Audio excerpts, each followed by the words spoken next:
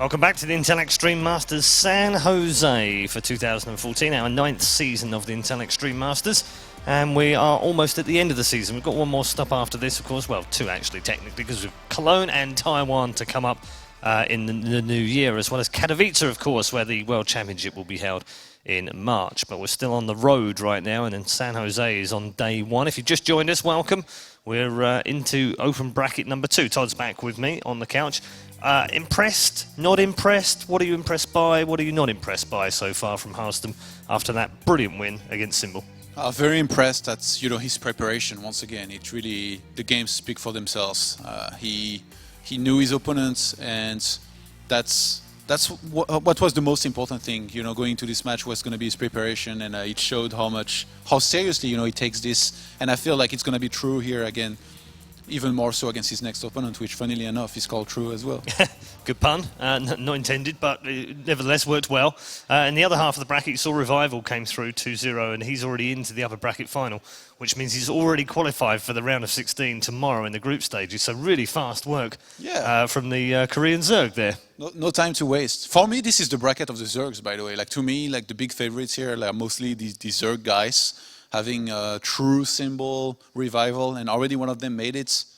We'll see who else manages to make it. We're going to move on to True versus Harstem now. Now, before Harstem won that last game, we might have expected this to be Symbol versus True, and I think it would be fair to say that we'd both be sitting here thinking, well, this is True's game to lose. But now you've seen Harstem, does that change your mind in any way? Do you think that maybe, this could be a different match, and that maybe Harstem, maybe the belief there is there to win against the Korean Zerg? He's done it once, he can do it again. Or is True, in the words of Apollo, a set above everyone in this bracket? Maybe he is, but I think regardless of that, True is coming here with 2 losses recently against Protoss at DreamHack, actually. Both against Hero and First. So he's not been doing super well in the matchup. He didn't even make it out of the group. He lost to Jaedong as well. And he's going up against a Harstem who prepares super well again, and who I just talked to, and he confirmed to me that he saw those games of True back at DreamHack. So he knows what to expect. And that's going to give him some kind of advantage against a player who, yes, on paper, she's supposedly better than him. And that's the key here, is on paper, True is the better player. True is the, he's one of those top players that we always talk about. But in reality, what have we seen from True this year? Because he has been largely disappointing when he's been outside of Korea. Well, I mean, he qualified for DreamHack Winter Finals. That means he got top 4 at the DreamHack, which I can't remember which one it was exactly, but I remember I saw him at the DreamHack. That's the problem, isn't it? It's hard to remember. I was sitting next to him and I saw some of his games and I thought he was very impressive. Now, even though I'm giving him a little bit of a hard time, it was indeed Hero, First, and Jaedong that he lost to in the group, so can't really hold it against him too much. But yeah, here against Harstem, he's going to have not to underestimate him and take him very seriously and play his A game if he wants to win. Yeah, definitely. We'll see whether the nerves kicking as well.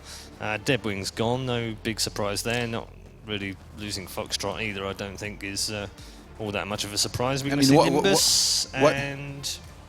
Why are these maps still in the map pool, man? They always get vetoed. We almost look at that. What do you know? We've ended up with King Sejong, Overgrowth, and Catalina. Oh, God. It's always the same maps. Yeah. Which, as I said before, King Sejong and Overgrowth, always happy if you can have those maps against both Zergs and Terran. Catalina, obviously, one of the maps that is going to be hard, but with the build that he used here, it's funny because Harstem can even play to his image. He can open similarly, like, with something that would look like DTs. Another 7-gate? Yeah, maybe that's possible too. Surely True was watching and collecting information, but Harstem can play to his image. Do you think it actually helps though, Harstem, in terms of the fact that True will have sat here and watched those games and gone, okay, so he can 7-gate, but then he's double guessing. Then he's thinking, okay, will he 7-gate me in game 1? Will he 7-gate me in game 2? If he hasn't done it in the first 2, does that mean he does it in the... I mean, that's got to send some signals to True now to make him think, hang on a minute, I need to be careful about this. And then in turn, does that make him build slightly more defensive? And then in turn, then Harstem then has an upper hand. I mean, this could be very mind-gamey. Yeah, I think True, if he watched very closely Harstem versus Symbol and drew the right conclusions, I think those conclusions will be that he needs to emphasize a lot on the scouting And by that, I mean not even send an overlord just early on and have it die to a stalker and see nothing. Send 2 overlords in, even if he loses both. Try to poke at the front with Zerglings, make sure he knows exactly what he's up against, and then go into the later stage of the game where I think he will do well. Okay, thank you very much, Todd. Let's head over to the commentary desk now for a very important game for both men. The winner of this goes through to play Revival and will automatically qualify for the round of 16. Enjoy this one. It's going to be a cracker. Harstem versus True. Thanks, guys. All right, Harstem has already dispatched of 1 strong Zerg. Can he dispatch of another in True? We have already obviously seen a lot of Harstem today from those games, seeing what he can kind of bring to the table. Do you think True is the guy here to be eliminating Harstem into the lower bracket? I mean, it's possible, of course, because going up against one world-class Zerg player and advancing, that's amazing. Doing it twice in a row, that's a very difficult task. But especially in that game on Catalina, I think Harstem looked extremely solid. That was not like a cheesy victory by any means. That was just very well played throughout the entire map. He did very well. Of course, those initially did quite a bit of damage. But after that, if you're not good enough, a player like Symbol is still able to recover, he's able to bounce back and turn things around. But a couple of those fights against those annoying Vipers with their blinding clouds, like as a Protoss player, you know that it's very difficult, because if you just A-move, then your units derp, they run into the Roaches and Hydras, you lose everything. Like, I've been there way too many times, Kalares, but Harstem handled that so well. He was using hold position extremely well throughout the fights, and later on he just kept playing solid, tackling new bases, kept harassing as well despite being under a lot of pressure. So I was particularly impressed with that game on Catalina, and having that as a game 3 as well, that was the deciding game to win the series. That feels really good. So Harstem definitely has that monkey off his shoulder for now, but you know, he's not done yet. He's gonna have to do it one more time, pretty much the same maps. King's Sejong Station was the only map he lost against Symbol, but even that map was pretty damn close at a certain point. Yeah, I think that's a really good summary of how things look overall, especially then coming into this series against a player like True. It must give him a bit more confidence here going into this. So the winner of this qualifies for the Intel Extreme Masters San Jose main tournament coming up as we load up onto King Sejong Station for game number 1 between True and Harstem. And spawning up to the top left, it is our red Protoss representing Team Fnatic. It is Harstem, who was able to do so well in the previous series against Symbol. Can he do it again, though? That's the big question. Do you know how to pronounce his last name? Kevin... No. No? It's just K-O-N-I-G, right? Yeah. So, Koenig? Koning. Koning? Yeah. Oh, okay. You're close, James. You're close. I pronounced it as English as I could. And down to the bottom right-hand corner, it's our blue Zerg. Representing Dead Pixels, it is True. Who is Dead Pixels, right? Or am I wrong? I think you're right. I'm pretty sure he was on Dead Pixels. But here he's That's True. a really funny team name. Yeah. Oh, yes, it is. Especially with all the controversy about pixels in this day and age of esports. Oh, jeez, yeah, you're right. Alright, we saw a small extracted trick by True, of course, nothing that we have to look too much into. Some Zerg players just like to do that. We see a drone scout as well. This is something that a lot of Zergs have been doing on King Sejong Station for the longest amount of time, because some pro players like to open up with a forge over here, and if you see that, well, then you can decide to drop the spawning pool first. There were some Zerg players who would always drone scout. If they saw they go against Nexus first, they send the drone back, and this exact drone that went on an adventure then arrives at the third base of the Zerg, where they can just morph into a hatch to go double hatch before pull. But I'm not really expecting True to do that, even though if you play against... Oh, really? Is he actually... Okay. Ooh. You're close. It's really important for Harstem that he doesn't let this go down, because it's so frustrating to deal with hatcheries. Like, I personally, I truly hate it. Some of the Protoss players are like okay in dealing with it. Some players don't even mind it. But I think Harstem, by the way that he's trying to prevent this from happening, is one of the Protosses that just doesn't want to have to worry about this. Yeah, it was very nice control as well overall. Having one always trailing and the other always trying to bounce around it with only controlling that one. Very, very well done there by Harstem, who now gets his Nexus down, gets his gateway on the way. Behind this, True kind of gave up, so it's just gone for his own hatchery, as well as third hatchery by the looks of things. Very macro-oriented opening here, of course, by Harstem, going Nexus into gate. It is a double hatch before pull. All right, then we have it, 3 minutes and 20 seconds. So it's very nice for Harstem that he followed this up with a gate and not with a forge, that he didn't play it too safe, because, then he would not be able to pressure it at all. Now at least he has relatively quick access to a cyber core, and he can start forcing out a few units, because whenever a Zerg play opens up like this, it's not the end of the world, of course, but you do really want to slow him down in certain phases of the game. Otherwise, Zerg's economy is just out of control. They have so much lava to work with and all the good things in a Zerg player's life.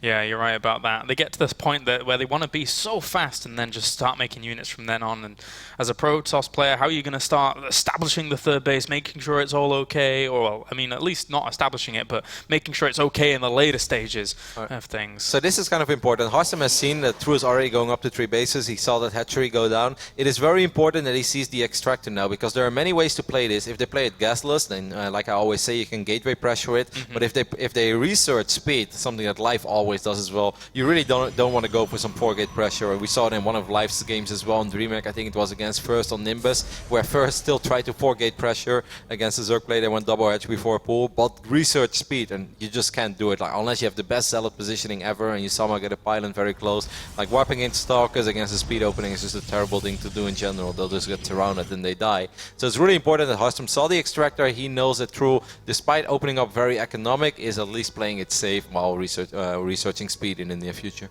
And unlike what we saw from Harstem's previous Zerg opponent, True is having good opportunity, good eyes on everything that's going on. That Overlord not gonna, well, it does eventually get pushed away, but doesn't die, so eventually can poke in once again and have a look, potentially even see that Forge later. Yeah, interesting to go for a Forge this early while not having any other tag yet. You know, no Stargate, no Twilight, no Robo. There are of course many ways to go with this. we were talking a little bit about the 7-gate in the pre-game, or at least Red Eye and Paul were. There is a 7-gate +1, which is one of the oldest builds in the Protoss book. Let's not forget that would hit a little bit quicker this time as well, because it was Nexus into Gate, so he has a very good economy, but like I said, still quick access to that 7-egg score. I don't think Harstem is going to go that crazy though. There's only so many times you want to bust out a build like that. But we'll see where he takes this overall. Yeah, this Overlord was slowly going in that direction, but doesn't really go too far anyway. He could, I mean, just use this to kind of accompany a third base as well. It was something that he used in that later game, and for now we have speed on the way though. So if True wants to make a few Zerglings, if the third base was eventually going to go down there, that would be cool to actually be able to put something on. But Harstem is mining a lot of gas in his natural, so I think you're onto something, James. I think that Harstem is just going to make a few sentries. It's going to go up to 3 bases. He's playing this very blind now, though.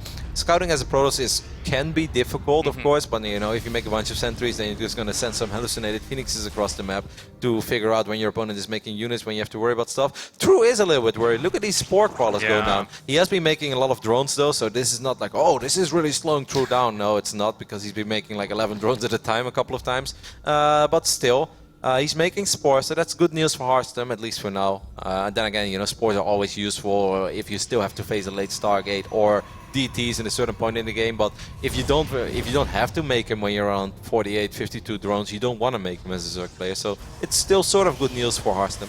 And the Twilight Council lining up nicely for +2 and Blink when he wants to start that up, but that's a lot of Lings on the way after seeing that third base. Oh, and it's Burrow. He started Burrow for a second and he cancelled it immediately, so he's just going to try to cancel this with Lings, but I am not sure if he has the right amount of Lings now. +1 is about done for Harstem. He has a lot of sentries. I actually think that Harstem can deal with this amount of Zerglings, and this is a lot of Zerglings to make when you're only on 53 drones. Now he's going to go back to droning immediately, so it's not going to slow him down forever, but still, you rather play against a Zerg with 53 drones or one that has 68 by this phase in the game. Oh, that army getting caught just a little bit. He has to use a few force fields to keep some of those sentries alive, and ooh, nice warp in. Very, very good warp in. Kind of tense. I'm a little bit sad that he didn't leave a single unit behind these behind the wall, because he has to worry. One of these pilots is running really low on HP, as we can see. It's going to actually not unpower the gate, because the other pilot is still in range, but they will squeeze through though. This is bad news. Drop the force, no, he doesn't have a force field anymore. Okay, this is very frustrating. The last thing you want to have is like 20, 30 Zerglings in your main base.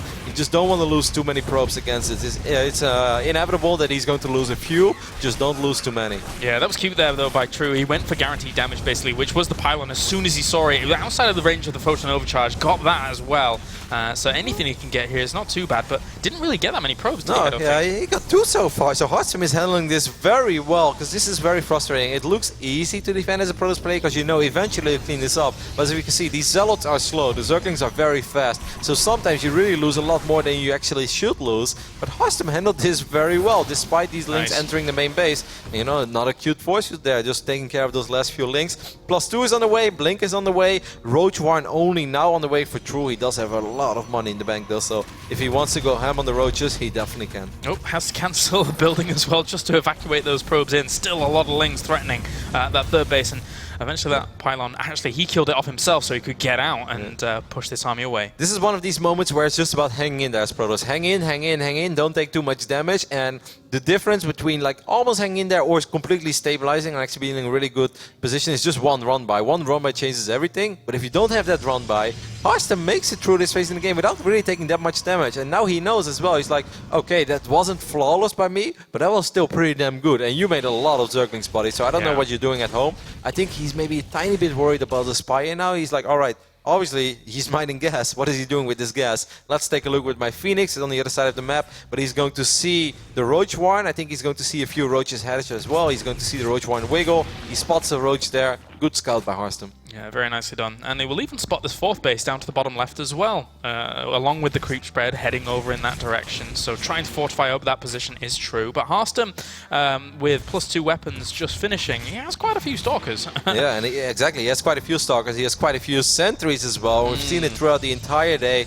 Being able to drop good force fields is just absolutely crucial in this matchup. But guys like Harstem and even Puck as well, he just played it in his PvZ. They know how to drop their force fields. They know how long they can stick around. And Harstem is going to try. This is sort of like testing the waters, you know. Let's see what I can accomplish with this hit squad army.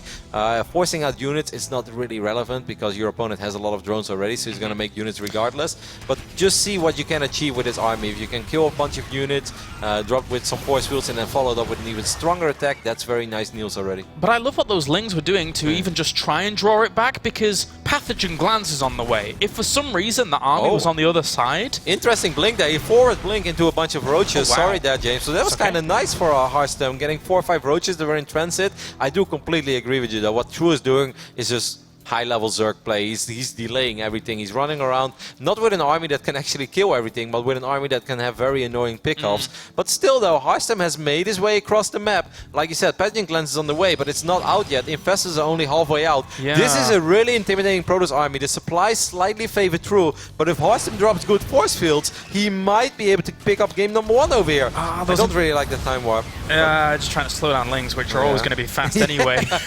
It's like, alright, Ferrari, you slow down a little bit, but even if a Ferrari is driving in his 4 instead of a 6, it's still really fast. Yeah, it's still going to keep going. He's actually going to kill off quite a few of these Zerglings. The Infestors force are out, fields. and he needs to make sure that those Fungals don't land big on this army. The few Lings on the left-hand side all get chewed up by the Zealots. I'd like to see more weapons indeed. Continue this push. Even though he has Colossus on the way at home, he can continue this. He can stick around a little bit longer. The Mothership Core has enough energy for a recall. He needs to get a little bit closer to his army, but Harstem is getting very okay trades over here. Of course, True is saving up for the Ultralisk Cavern, but look at the army supply. 105 against 87 with no Ultras on the field, just Roaches and Lings. Oh, that's a massive Fungal though, but I don't think he can renew it. He doesn't have that many Infestors. I think Harstem is going to be able to win game 1 here while having a transition ready at home. This is a really, really good Protoss play. Exactly. I mean, the only thing that was left in the army that was very, very scary was that one Fungal, but it didn't have something to back it up as well, as Harstem is now just on his doorstep. And I can't help but feel for True that the Pathogen Glance didn't line up with exactly when the Infestors wanted to be out during all of that, but even if he'd have had that with the Colossus entering the field as well at the front, this is fantastic here for Harstem, who is just piling on massive amounts of pressure. True is buckling here. Yeah, he's slowly running out of force fields, but he still has that War Prism, so he can actually just reinforce his army. Zerglings are not really a threat anymore because he has a Colossus in his mix. The Roach numbers, well, there is pretty much none. We have 11 Roaches. I don't even really know where they are. I guess they're on the left side over here. I mean, True wants to fight when he gets his Ultras, but Harstem is not going to give him that time. 4 Ultras are roughly 35 seconds away from completing. These Stalkers and this Colossus are going to kill a base, an Evolution Chamber, no +2 upgrade for you, True. Harstem, the Fnatic Protoss, is playing very, very solid PvZ here. That one egg with the Ultralisk skin just gets cancelled there as well on the natural, so it's more blows to True that make it very, very difficult to even mount any kind of comeback here. So funny, there is a Mothership Core as well on the left side of this army that's actually killing Infestors. Oh, sick. Yeah. This Protoss army is not going to die anymore. 1 or 2 Ultras do hatch, but they have no upgrades. There's just no shot. A couple of force fields going down on the ramp as well. There's no Ultralisk there to break it. This is going to be it. Harstem is going to pick up game number 1 on King Sejong Station and is just one map win away from qualifying to the group stage of the Intel Extreme Masters San Jose. But yeah, this is amazing for him. It's like not only is he one map away, but this map wasn't gimmicky in any way. This was him playing a straight-up game. GG, he takes game number 1, does Harstem. And oh boy, he's got to be happy about that one. Yeah, he's going to be happy. He's going to be ecstatic, actually. Obviously, he has to keep his head on his shoulders now. Don't go too crazy. Yeah. He still needs one more map win, but just keep doing what you're doing, Kev. As a fellow Dutch Protoss player myself, I'm very happy to see that. I always love cheering for the Dutchies, Red, Grubby, and of course Harstem as well. And we have a few more, but he's just playing really good PvZ. Like you said, this is not a gimmicky win, not like, oh, well, this really went well for him. No, he handled the Zerglings well. Yes, they did break through, but he lost 2 workers against like 22 Zerglings in his main. Excellent Zealot warp in. Could True have done it a little bit better? Yeah, I think if you run your Zerglings into a mineral line, I don't think you should be fighting the 3 Zealots that are being warped in. I think you should put those Zerglings on hold position. So, because it actually goes very fast. Like if you put a bunch of Zerglings on hold position, they're still going to kill 5, 6, 7 probes in the blink of an eye. But the force fields from Harstem were very well. Excellent timing right before the Ultras would come out. Yeah. The Fungals, I mean, if you make Infestors, then you should go all out or you should not make them at all. But making 3 or 4 Infestors will almost never make the difference because you can't really chain fungal units to that. And maybe you can, but then it's just one group. And if you miss one of your first fungals, you have so little left to work with. Yeah, there were so many things that added up to a good victory there for Harstem. I mean, even as something as simple as all the Zealots being in the right place at the right time up to that top left, which Harstem was anticipating because he had vision of them coming down. So his army positioning was on point. Unfortunately, True's Infestors didn't come out just the right time that he wanted them to. Normally, you see that lining up quite nicely from Zerg players as the Pathingans finishes, boom, like 5 seconds later you see those Infestors pop, but they weren't there. So True made a little bit of an error. Maybe he could have had more fungals. It's debatable at that point, but yeah, as you can't fault Harstem. It's almost as if watching his games through against these Zerg players, he's gotten more and more confident with every win. First one was this 7 gates, like I hope I win. The second win against The first one was a Roddy build. Okay, the first one was a Roddy build. I can go with that. And then the second win was like DTs into a big macro game, and then this one was just pure strength, pure stability. Yeah, no, this is textbook PvZ play. What? I'm not sure what he's listening to. He's listening to One Direction? No. Oh God. Was it? It was. Oh well, that's what makes Protoss beautiful, James. Oh no, my eyes have been burnt.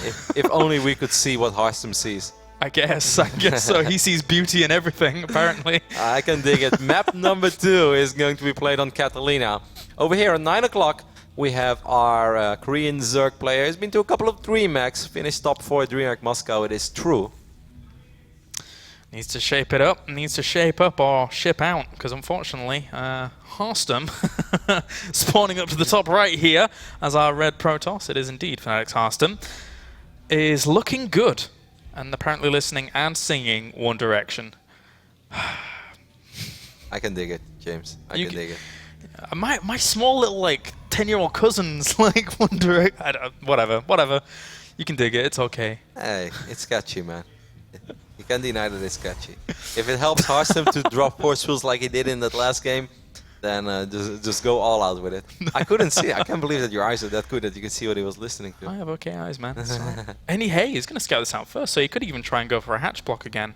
Yep. Harstem did a really good job in denying that from going down as well in the previous map. I still think a crucial phase was all those links that True made when he was at 52, 53 drones. And it's very difficult as a Protoss not to mess up. Your sentries often get caught in transit between your natural and your turret base. But Harstem dropped good force fields, then he had to worry about his natural. They did break in, but he just didn't take that much damage from it. So really well handled, excellent crisis management. And as soon as all those gates are ready and you have your blink, that's like, all right. This is the moment where I can start moving out.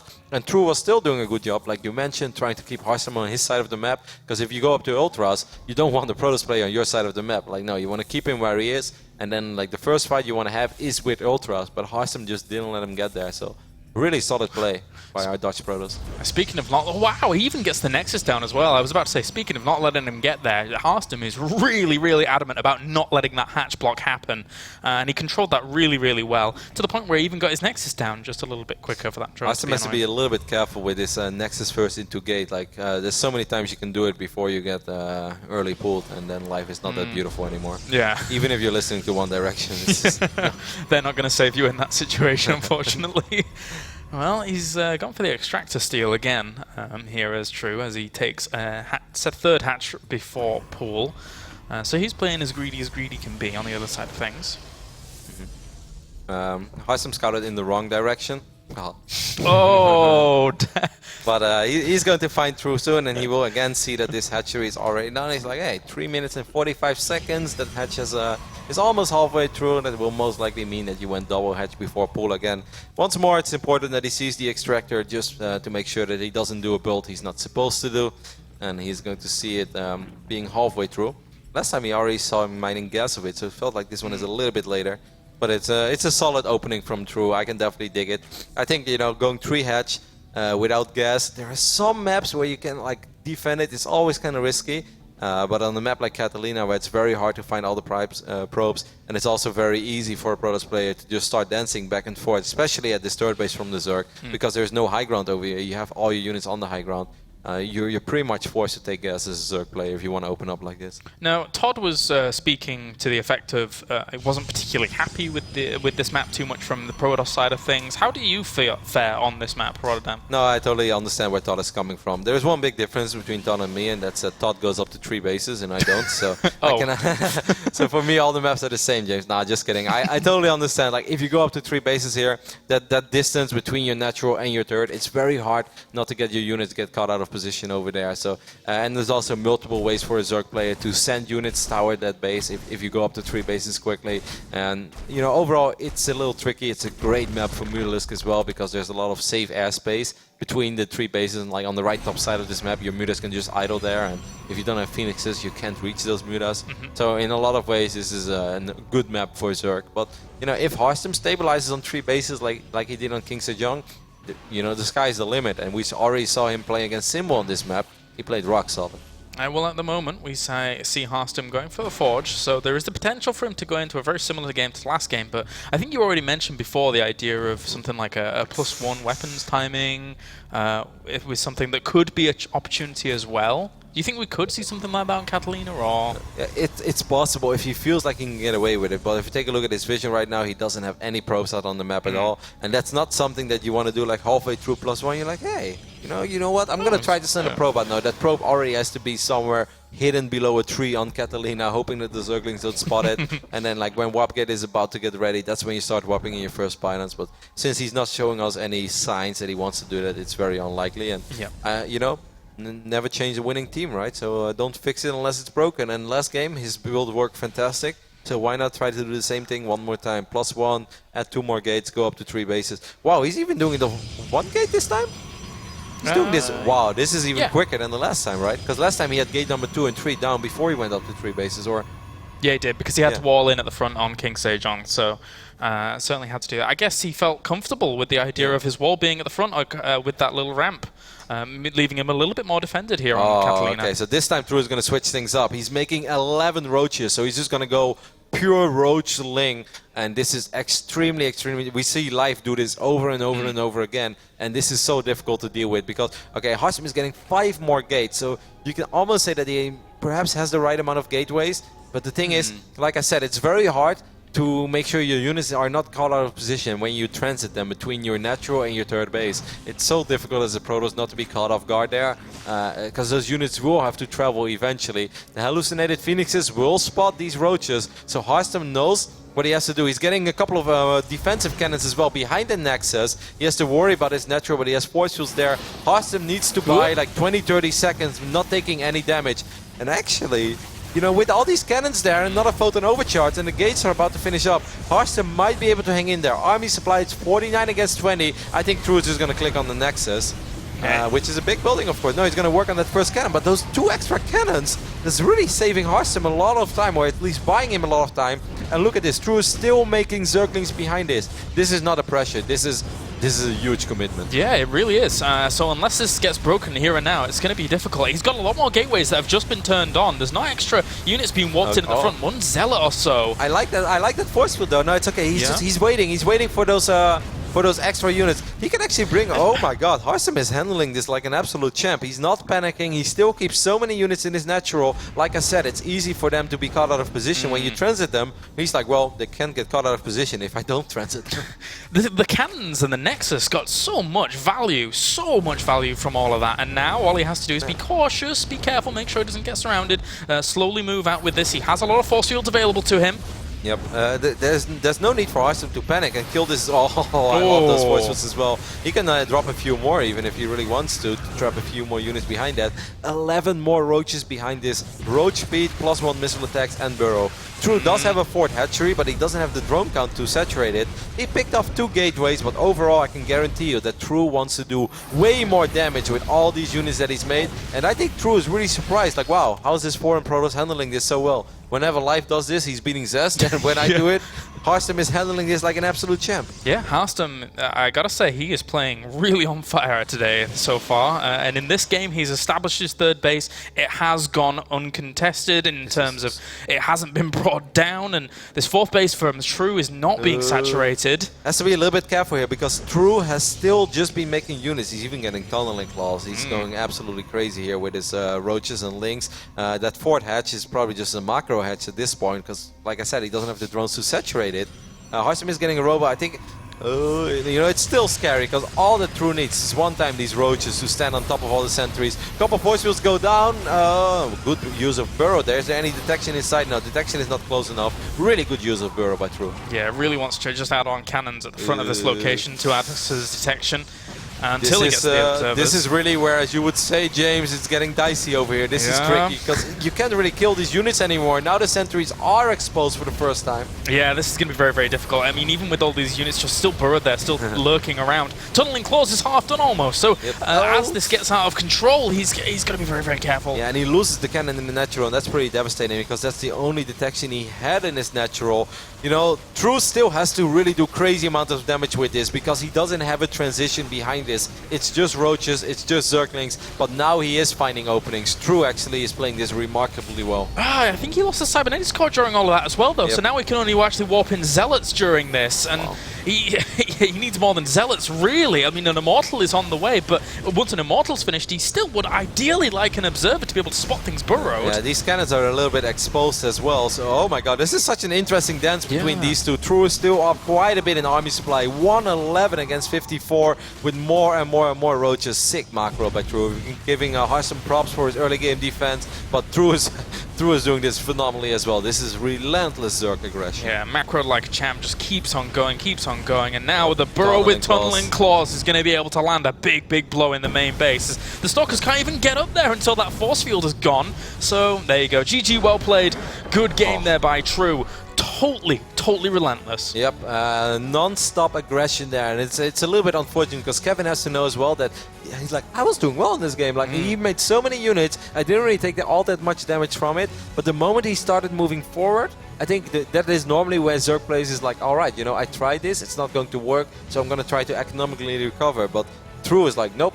It's going to be roaches and links and roaches and links only. He did have a few small upgrades behind it. I love the add of tunneling claws behind Burrow, but just Burrow alone. Burrow was an absolute game changer there. Otherwise, when a couple of those force fields go down, he loses all these Zerg units. Now he kept them burrowed, and that's where, you know, for us as an observer, it's sometimes even hard to truly figure out what is going on, where all these units are burrowed. If you're playing Protoss, like the moment that these units burrow, they completely disappear. You know, we still see them, so we know they're there. But as a Protoss, it's really difficult to defend against that if you don't have observers flying around. You're just like, this is not going to stop, is it? It's just burrow on burrow, burrow on burrow. It drives you insane. So really well done by True. It was a risky move because, like I said, there is no transition out of this stuff. Like once you start committing and keep committing to roaches, and yeah, you get a burrow, you get tunneling claws, but you pretty much have to win the game with these units. But he just never let Harstem stabilize. He gave him a false sense of security almost. Yeah, it was pretty crazy. It's not often you see a Zerg being able to execute like that and then actually being able to win on out when the third base is still up, you know, and running and eventually being able to be used. But Yep, that was not the case. Harstem, unfortunately for him, loses the second game, and this goes 1-1. Our final map is going to be Overgrowth. I have a question for you, James. You've casted all the IEMs of the last. I don't think that Harstem has ever made it to like the main event of an Intel Extreme Masters. I know he played a couple of times in the open bracket, but I can't remember him ever being at the final 16 of an Intel Extreme Masters. Or am I mistaken here? Yeah, I don't think he has. I really don't think he has. For Harstem, 2014 was all about getting further in WCS, right? And WCS Europe, where he got a 9th through 12th finish during WCS Season 2, which was an amazing achievement for him then. And then he's really kind of riding on that now, that success. And, I mean, look where we are now. He's one game away from advancing through over two very, very strong Korean Zergs. So let's get into Overgrowth to find out if he can do it. Game number 3 it is indeed. Over here on the right top side of the map we have that blue, relentless Korean Zerg player that spawns on the name of True. We'll see how he's going to take his things on Overgrowth. I kind of like how he's like, alright, you handled my Zerglings well on King Sejong. Let's see how well you handle Zerglings and Roaches. And then he's like, hey, you did it pretty well. But what if I have more Roaches? I think True truly believes in a thing called Roach. It looks like it. It looks like it. And down to the bottom left-hand corner, it's our red Protoss representing Team Fnatic. It is Harstem, who is one game away from bobbing his head and doing his thing, as well as advancing on against two very strong Zerg Koreans. Sorry.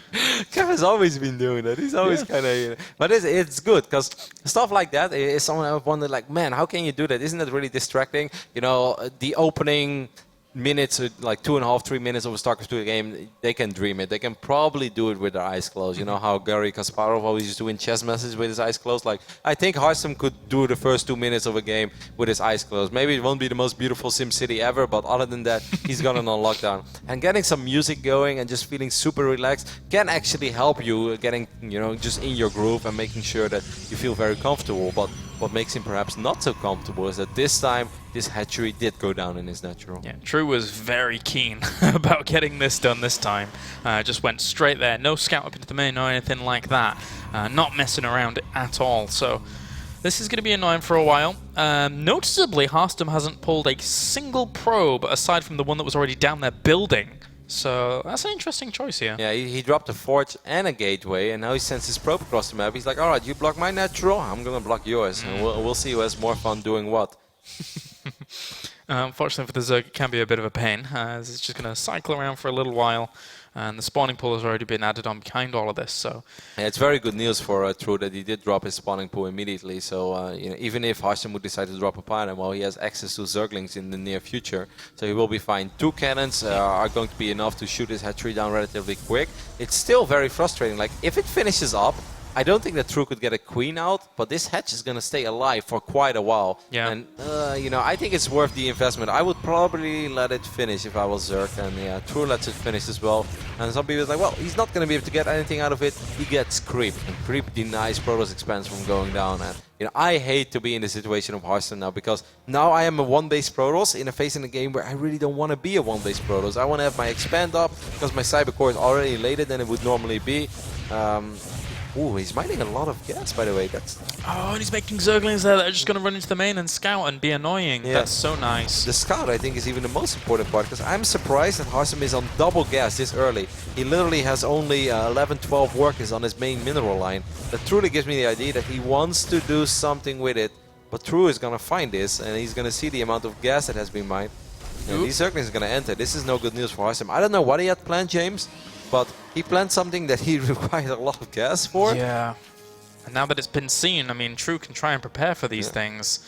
Of course, he does take an economical hit back at home as well, because he doesn't quite have his hatcheries down at the time he would like them, etc. But he also had a gas as well, right? So yeah, he has a gas. He just didn't start mining from it yet. So if Harstem would have gone for a straight-up 4-gate, you could say that speed was going to be extremely late. He's still not mining of it. Okay, there we go. I think that's a pretty crucial error. Speed is now not going to be done before, like 8 minutes sharp is pretty much when speed is going to finish up, I believe. Yeah, pretty much like 7:45, 8 minutes. That's by the time that he's going to have speed. So if Harstem decides to do something with gateway units, And I almost feel like he has to when he's been mining that much gas early on. I kind of think he may do as well. It's interesting that he started +1 before all of even the Nexus went down. Well, Zerglings are not as scary when you have +1. It's true. It's true. Maybe it's going to be like a pseudo 2-base all-in from Harstem, you know, or a pseudo 1-base where he does have that second Nexus, but he doesn't really saturate it. So just like a few more gateways from here on out and just go. We'll see. We'll see. Harstem can still, maybe he just takes a very patient approach to this all. But I feel that his Nexus is just so late to do stuff like that. Like, I would feel uncomfortable if I'm gonna sit at home as a Protoss. Okay, well, the probe is making his way across the map, James. Yeah, it's only 2 extra gateways so far. This is interesting, by the way. You see the Roach one going down, so there is a good chance that True is never even going to research Zergling speed, but he's going to try to defend against Roaches. Then creep tumors are extremely important. You can out-micro Roaches pretty easily off creep with Stalkers, even if you don't have Blink, like you're going to have a good time. So whatever Harstem is planning to do, if he wants to put on some serious gateway pressure, whether it's, well, I hope for him Stalkers, because Zealot pressure is not very good against Roaches, he needs to deny creep tumors. And right now there is no creep connecting the natural to the third base. There's one tumor going down. And that is a very important tumor, because I think Harstem is going to be committing quite a bit to this. We see 5 Roaches fired up immediately. There is a robotics facility at home, so maybe Harstem is going gateway pressure into an Immortal follow-up all-in. We'll see. It's got to be something. I mean, he still has a lot of gas available to him, which I guess could lend itself nicely to extra sentries if he does want to do something like that later on. But for now, this is annoying, really annoying. He has to be careful though, because there are a few Zerglings. Zerglings can trap Stalkers, and now the Roaches are out, so he has to make sure that these Stalkers don't get trapped. We see that True is going to try to trap them, and he gets one of them. Could have been worse. Could have been. There's a few more Zealots moving forwards here to try and help this out. But again, we've got to reiterate, this is only off 3 gateways, so not exactly the most pressure could be put on by this. At least the pylon is very far away. Let's not forget that. If he has a pylon over here and he has 3 more Stalkers now, you can say like, all right, you can start fighting that, you know. Ooh, I still has to micro his Stalkers a little bit. These Roaches getting way too close with those boys, as one of the Stalkers has gone down.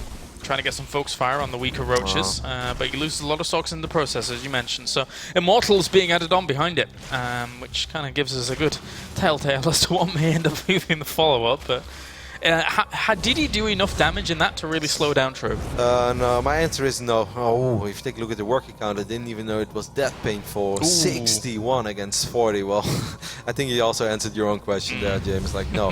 The only bright side to all this for our Dutch Protoss player Harstem is that the layer is pretty damn late. So, you know, it takes a while. If he follows this up with an Immortal Sentry, there's no way he's going to have to worry about Hydralisk and stuff.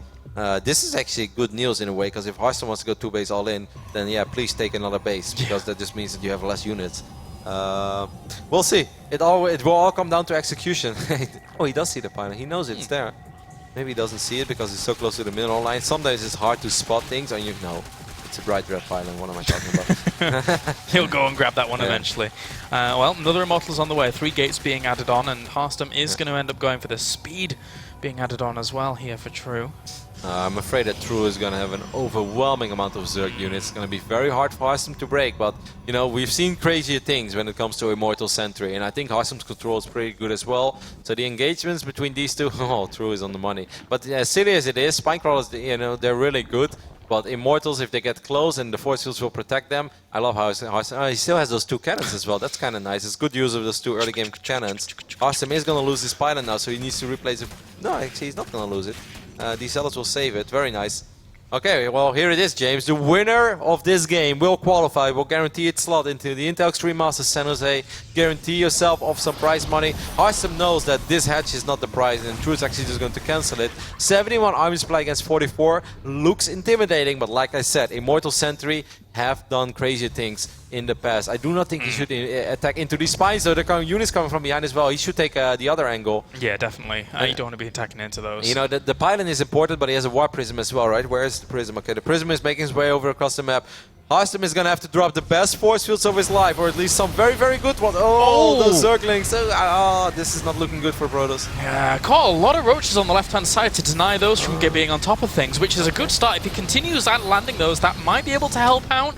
pushes away on the right-hand side, but the spines in the middle really cause quite a bit of damage. Right, and he used a lot of force fields already, so he can't really keep doing this. We have 20 roaches on the map against 9 Zealots, 3 Immortals. Okay, this is starting to look extremely good for our Korean Zerg player. Good use of those spines as well, repositioning them as quickly as he did, or actually just adding on extra. He has 6 spine crawlers and 20 roaches, and the force field count is nowhere near as high as it once upon a time was. And even if Harstem kills his spine, like, well, there are 5 more, literally.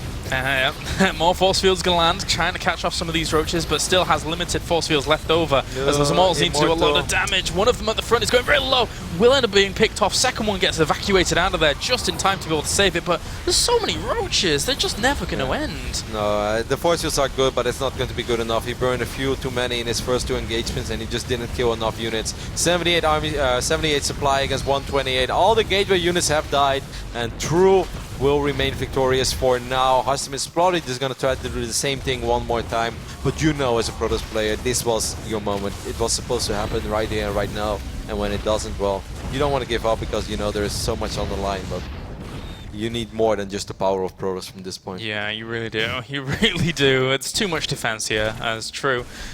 His little roach is going to have to run away, as that Zealot will end up beating it in a straight-up fight. So, but again, you know, you were mentioning creep spread before. I mean, having that creep spread, even as developed as just this, is so important to be able to know where that angle of attack is going to hit. And he repositioned his spines nicely, got a few units on the right-hand side as well as the left. So I really love the way he used his spines. It's actually very smart, and he baited out a lot of force fields. And just the Zerglings, man, he didn't have too many. Obviously, his defense mostly relied on these roaches, but the very few Zerglings that he did have, man, those Zerglings, they did a fantastic job, because they did not only force out the first few force fields, they forced out a few more to keep the sentries alive. And, you know, yeah, he kept them alive, but he used so much of his energy that you just know at a certain point the Zerg units will stream through. And the moment that Zerglings and Roaches are on top of a 2-base Protoss all in, you know you've done it right as a Zerg, and True has definitely done it right this game. He played very well. This was True's best game. Yeah, it has been. He's looked good. He has. There is going to be another follow-up, because when an Immortal push doesn't work, you follow it up with an Immortal push. That's how the rules of Immortal pushing goes, but I don't even think he's going to be able to do the pushing part, because he's being pushed himself. Yeah, and Zerglings are going to try to prevent these Immortals from ever retreating. Of course, there are still those 2 cannons as well. It's really funny. Oh, the sentries! No, I'll pick him up. Okay, good save there. Harstem makes a couple of nice moves, but this is the moment where, as True, you can throw away Lings and Roaches for days. Lol. Sometimes hiding is best in plain sight. Yeah, I guess so. Now True is going to be like, lol, I see that Nexus. What are you doing, you silly foreign Protoss, you? Well, the 2 Immortals are going to load up and maybe try and defend or something, I don't know. Regardless, it's going to be difficult for them to really do anything against now a maxed out True against a 100 supply Harstem. Yeah, then it's a beautiful thing to have a lot of roaches. And the thing is, like, even if he eventually loses all the roaches, he will probably drop a Spire soon or something like that. He doesn't have that much gas, actually. He's been doing this off mostly like 4 extractors at best. He's maxed out on the roaches. Very well done here by True. Like I said, he truly believes in a thing called roach. He has 59 roaches and 1 Zergling. Kind of want to find the Zergling. I don't know where it is. Yeah, you can find. I'm sure you can. But the 1 Zergling is with this army. Little guy. Getting kind of swamped. He's like day 18. They still think I'm a roach. Oh, bless him. Bless his little cotton socks. I'm really trying to find him. I don't know where the little. You don't see him here? Can you? He's in the army? Yeah, he's with the army somewhere. Where'd he go? He's like on the left-hand side. There he is. There he is, showing his true colours. Hitting away at stuff. I still don't see him. I'm blind. He's next to the rocks there. Ah, there you go. I found him for you. What a happy little fella. That's the most crucial part of this army. I just want to see if this Ling makes it to the end of the battle. Wait a minute, Harstem's army look kind of cool. He's got how many Immortals? Like 5 in total, 1 Colossus. Yes, but there's a maxed out Zerg player on Roaches, and as soon as he loses all these Roaches, he's going to make more Roaches. Yeah, and then more, and then more. Oh. And he's going to have Burrow and Tunneling Claws in just a second. And I assume there's probably only 1 observer with this army, as he pushes up against it, straight into this army. He gets 2 Immortals, actually good enough. Yeah. Big Roach flank coming in from the north side as well. Like I said, even if Harstem wins this battle, it's very, very likely that he's going to lose the war. But will he even win this battle? Because Roaches are still, you know, some people said once upon a time the roaches are truly awful units, but no, roaches are actually pretty damn good units. Yeah, they do the job. They really do. And I actually don't think he even have an observer there at that point. So the roaches on Burrow. Trying to get the Colossus. Good pickup there. Like I said, you know, Harstem survives with a few units, but there are 21 more roaches on the way. Here they come. This is truly the swarm, man. Yeah, there's going to be a lot popping from all of these hatcheries and coming together. Yeah. And let's not forget that this was a fight off creep, up a ramp. This was like the best fight that the Protoss army was ever going to get. Harstem still lost a couple of his crucial units. The next fight is going to be an absolute massacre. If you are a Protoss player, you want to close your eyes, because this ain't going to be pretty. Roaches from 360 degrees, pretty much. GG, well played, as True is victorious 2-1 and advances on to the Intel Extreme Masters San Jose with that second spot from the winners bracket. Yep. Harstem is still in it, though. He's just going to move to the lower bracket, where he's going to have to win 1 or 2 more best of 3s. Let me just take a look at the bracket real quick. How does that work, James? Is it just 1 more best of 3 for Harstem now? Yeah, it should be. Yes. I think so. Yeah. So he's going to play the deciding best of 3 against either Symbol or maybe Fork or maybe Top or Seed. We'll see how that one plays out. So Harstem is going to have to wait for a while, and we'll see who he's playing later today in what will be the last best of 3 of the day. Because, you know, that's the final slot that we're going to give away. Yeah. There's been a lot of best of 3s already here throughout the day from Open Bracket 1 now. Pretty much in the middle of Open Bracket 2, as there's more games to be played out during that lower bracket. But as you say, Harstem still has a shot, and I think he has a pretty good shot considering what we've seen from him in the upper bracket. Yeah, he should definitely not start second guessing himself, because he played good PvZ. And in game number 2, you know, it's really funny how PvZ works, because it looks like, oh man, like True was just rolling over Harstem at a certain point with relentless macro. As a Protoss player, when you go for all those gateways, it's a very thin line between stabilizing or falling apart. And for the longest amount of time, it really looked like Harstem was on the stabilizing side of things. But the use of Burrow kind of caught him off guard. The robotics facility was very late. But I guess he kind of he was hanging in there with cannons, and he wiped in as many gateway units as he could. But if he has an observer a little bit quicker, I still want to give all the props to True, because I don't think as a Protoss, when you're defending that well for not just one attack against Zerglings or Roaches, but couple of times, good force fields, Nexus cannon, extra cannon going up, you start feeling really good about yourself. Like, man, this guy made a lot of units. But in the end, you know, True just kept it on, and he followed it up with Burrow, and that's where things get really difficult as Protoss. Like we said, you know, we are observers, and even if you watch the stream, you're like, you know, yeah, okay, Burrow is annoying, but is it really that annoying? Like, yes, if you're in the game, because the moment units disappear, like 3 seconds later, you're like, okay, I know he burrowed some units there, but how many was it? And sometimes you only hear the sound of Burrow, because there's so many things going on, so you're not always looking, and then you're like, can I leave units here? Is this enough to actually deal with those burrowed units? Like, if they're gone until they show up again, and it's actually scary, man. Like, a couple of times when I'm late at night, I'm playing games, and suddenly you hear the sound of Burrow, you're like, oh, no! I like shiver in my chair. It's like, no! So it's difficult, but Harstem was very close to stabilizing. It just, in the end, wasn't enough. Excellent use of Burrow by True, excellent macro behind that, and excellent use of Thunder and Claws later on when he started to get the edge. Sick breakdown, and from now on we hear from our winner, who moves on to the Intel Extreme Masters San Jose main tournament. It's True with Red Eye. Yes, thank you very much, James. Congratulations, True. A good win. I want to talk about the 3 maps overall, because it didn't start off very well for you, and I just want you to tell us in your own words what happened in map 1. Do you feel like it was Harstem playing really well, great engagements, or do you feel that it was a mixture of maybe your mistakes in there as well? 일단 그 첫 번째 경기에서 듣고 싶은데, 그 경기에서 하르스템 선수가 잘한 것 같으세요? 아니면 본인도 약간 실수도 한 것 같으세요? 약간 둘 다인 것 같으세요? 네, 제가 실수를, 상대 선수도 잘하셨는데, 제가 긴장을 많이 해서 실수를 많이 했어요. He says, for sure, I do want to say Harstem did play well, but to be honest, I was very nervous, and so I think I made a lot of mistakes in that first game, for sure. Okay. Why were you so nervous? 왜 이렇게 긴장을 하셨어요? 요새 좀 다 지고 그러고, 저 여기서 경기는 처음 해가지고, 저 귀에 그 헤드셋 그걸 적응을 잘 못해서, 그래서 긴장한 것 같아요. He says just lately my play hasn't been up to par in my opinion, and not just that, it was my first time playing up there, And first time playing up there, I was wearing the headset and wasn't really adjusting to it too well. I didn't really feel quite too comfortable, but obviously you brought it together in games 2 and 3. So what changed in 2 and 3? Obviously the headset's still there. 일단 첫 번째 경기는 지긴 졌지만 그래도 두 번째랑 세 번째 경기는 이겼잖아요. 그러면 그래도 똑같은 헤드셋을 하고 있는데 뭐가 달랐어요? 아, 이제 첫 번째 경기에서 이제 한 대 맞고 나니까 이제 정신 차린 것 같아요. 네. He says quite simply, after Harstem, knocked me in the face that first game, I came quite quickly to my senses in for 2 and 3, and that's why I was able to win.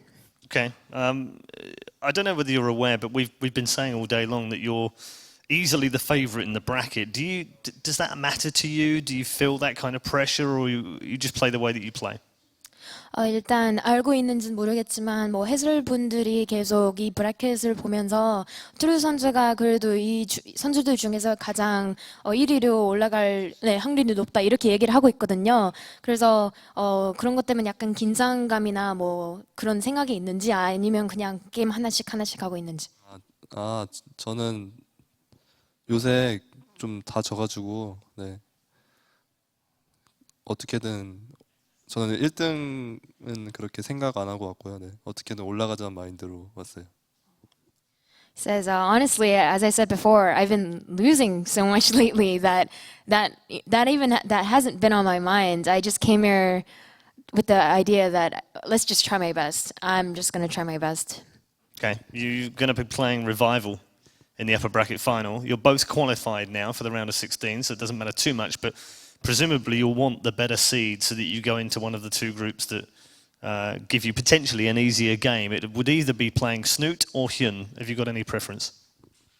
일단 다음 상대는 김동현 선수인데 거기서 이제 만약에 이기나 지나 따라서 스누트 선수 아니면 고석현 선수 둘 중에 조에 따라서 이제 그 둘 중에 하나 만나게 되는데 뭐 그 중에서 특별하게 만나고 싶은 선수 있나요? 가고 싶은 조요? 네, 아니면 스누트 아니면 고석현 선수 중에서 만나게 될 건데. 네. 저그전은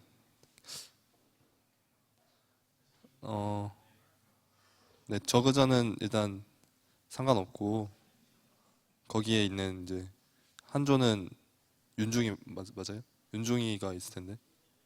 네네네. 네. 윤중이 아니면은 포지지 선수. 네, 그게 더 중요한 것 같아요. 네. So he says those two guys, they're both Zurich's ZvZ, I don't really care. However, it's the other players in those groups that I'm more concerned about. Because I believe in Snoot's group we have Rain. And he says, so Rain and as well as the other group Hyun we have 4GG. So he says it's Rain or 4GG that I'm much more concerned about. And speaking of those players, so if you had to choose Rain or 4GG, one of those groups, which would it be? 포지지 선수가 좀 더 나을 것 같아요. 최근에 우승했는데도요, 드림핵? 네, 그래도 더 나을 것 같아요. So he says, I still prefer 4GG. And I said, he's coming off a hot streak. He just won a tournament. And he said, I still prefer 4GG. So I guess to him, Rain is the much scarier opponent to him. Yeah, I think Rotterdam would agree with him as well. Rain is definitely a scary opponent. Thank you very much, True. Congratulations on qualifying for the round of 16. We will be seeing him again, of course. Not only in the round of 16, he also has to play one more game in the qualifying section, which will determine his seed. He'll go up against Revival. But next up, we're going to follow the path of Harstem to see whether he can make it through the lower bracket. We'll be back in a few.